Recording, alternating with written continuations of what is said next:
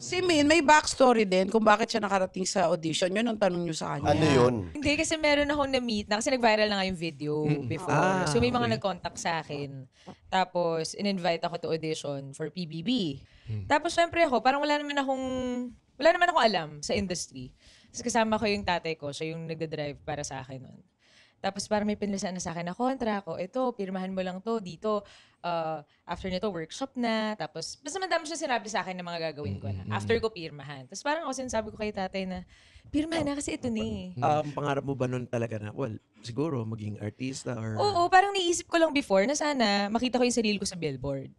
Sinasabi ko naman na pinangarap ko din maging artista. Pero Hindi parang lang nga wala sa akong billboard way. nakalagay yung pagmumukha mo. Oo. Yun na nga International. hashtag Yeah, blessed. oh. Pero Tapos- yun nga, parang wala naman akong way para maging artista. Kaya hindi ko siya pinursu talaga. So, ba't hindi natuloy yung contract?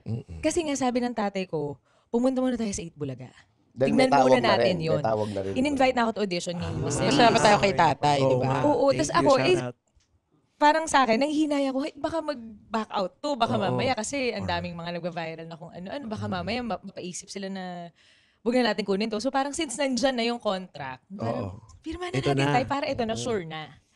Tapos pinipilit ako ni tatay na puntahan muna natin yung audition. May Audition kumontra yun. talaga, oh. Audition pa yun. Audition so yun, hindi ko kailangan, alam kung makukuha ka or mapupunta, what. Eto, pipirmahan ma-accept ko ako na. or hindi. Correct.